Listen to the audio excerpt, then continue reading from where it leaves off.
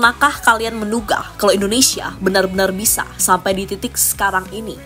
Ya, di tengah hiruk-pikuk sepak bola global, di mana raksasa-raksasa sepak bola menjadi sorotan, muncul sebuah cerita dongeng modern yang penuh liku dan keajaiban. Dan itu adalah tentang perjalanan tim nasional Indonesia di kualifikasi Piala Dunia 2026 zona Asia. Coba bayangkan, sebuah tim yang sering diremehkan sebagai underdog abadi dan dianggap sekedar penggembira di panggung Asia, tiba-tiba bangkit seperti Phoenix dari abu kekalahan masa lalu. Dari awal yang penuh keraguan hingga momen-momen heroik yang membuat dunia berdecak kagum. Bahkan tim-tim besar Timur Tengah seperti Arab Saudi dan juga Irak yang notabene hampir selalu menang saat berjumpa Indonesia, kini mulai menaruh respek atas segala perubahan yang ada pada skuad Indonesia. Bahkan menurut mereka, kini skuad Indonesia tak bisa dianggap remeh karena mereka sudah berubah 180 derajat dari yang dulu.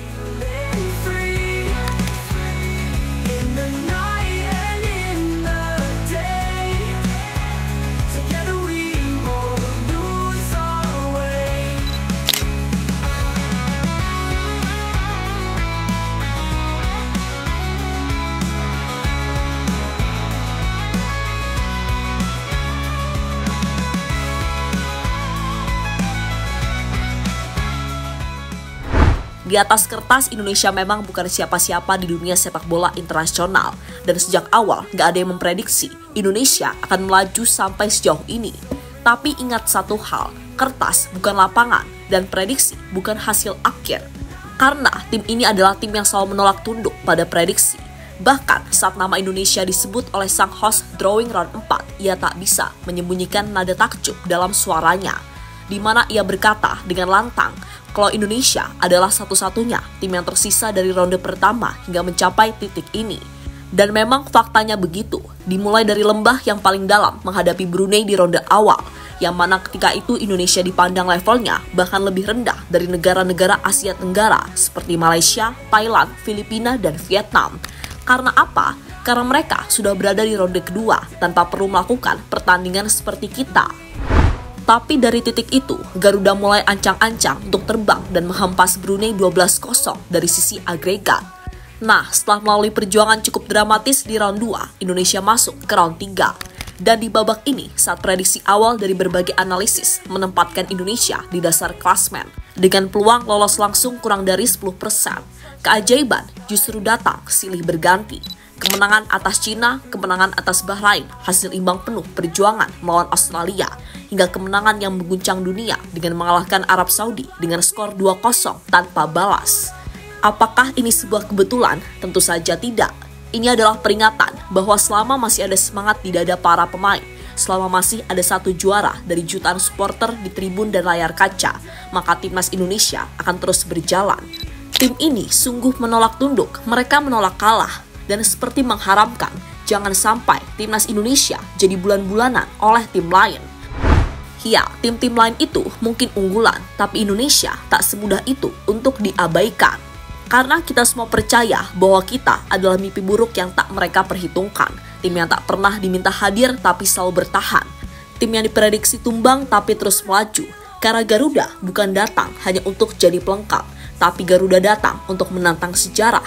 Dan hari ini pun tak ada yang berubah. Siapa yang menyangka tim yang memulai perjalanannya dari titik paling bawah dari ronde pertama yang dipenuhi keringat dan keraguan justru menjadi tim yang kini berdiri gagah di ronde keempat di panggung penentuan sebelum Piala Dunia. Ronde yang hanya menyisakan sedikit empat hanya untuk mereka yang benar-benar siap bertarung habis-habisan demi satu tiket menuju arena terkuat sepak bola dunia.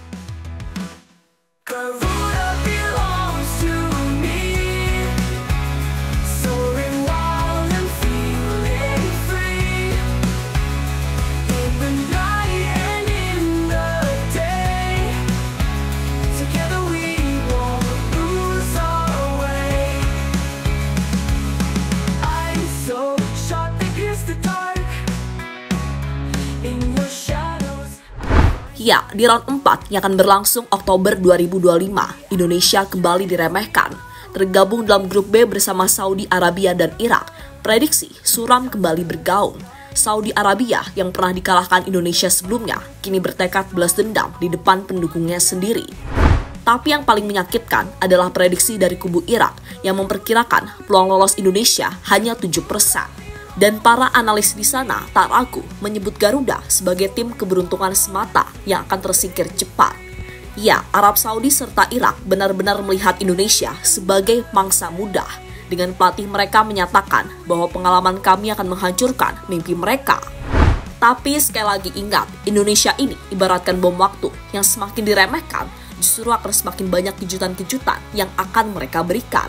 Apalagi jika pemain-pemain baru yang sedang diupayakan PSSI bisa bergabung lebih cepat.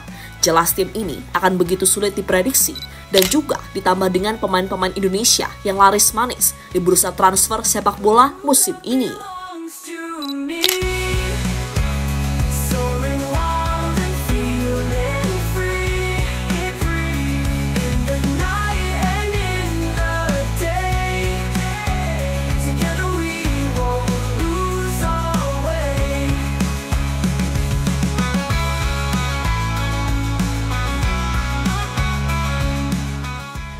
Lini belakang timnas jadi perhatian utama.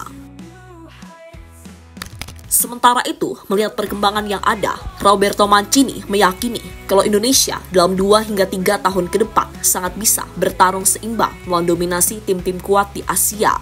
Selain itu, Mancini pada akhirnya benar-benar mengakui kalau progres timnas Indonesia sangatlah pesat, terutama dengan komposisi pemain muda yang ada, plus dukungan dari federasi serta pemerintah, membuat tim Garuda dianggapnya punya prospek cerah.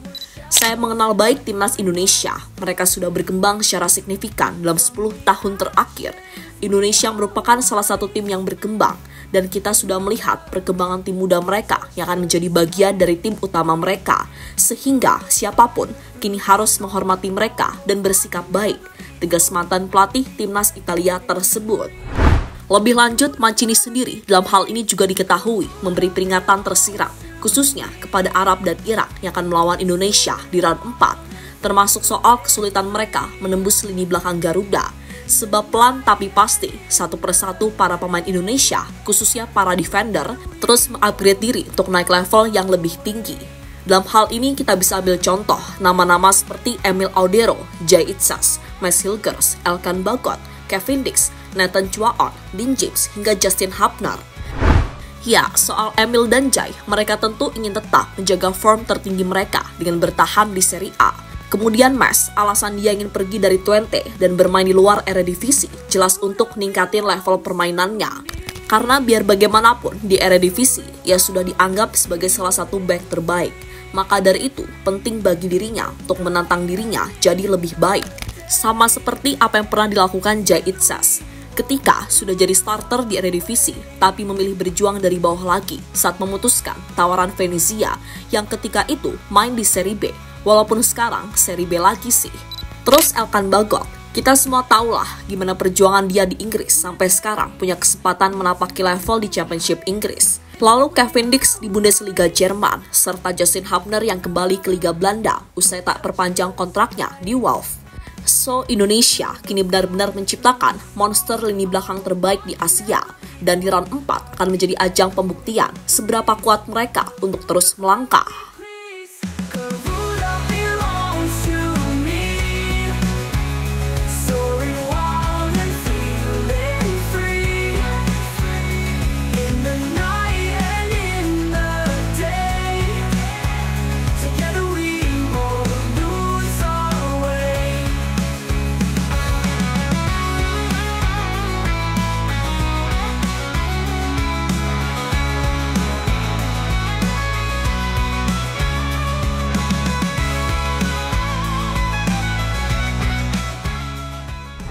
Lini serang timnas tak kalah mewah. Ya, kita masuk ke lini depan. Ini bisa dibilang juga cukup mewah apabila nantinya Ragnar, Ole, fit. Plus Mauro, Miliano, dan Adrian Wibowo juga sudah sah jadi WNI. Di samping masih ada nama-nama macam Egy Maulana Fikri, Septian Bagaskara, Dean James yang bisa ditaruh sebagai winger dan memang aslinya dia winger. Terus ada juga Eliano Reinders yang juga cakap main di posisi depan. Yang jelas data semula menunjukkan kita punya 15 pemain yang berumput di Eropa dan itu akan bertambah jadi 17 manakala nanti Mauro serta Miliano join. Apalagi Miliano baru saja dimainkan kembali oleh FC Utrecht dan menang dengan skor 2-1. Meski tak mencetak gol, namun pengalaman dan jam menit bermain akan membuat pemain lebih percaya diri di lapangan.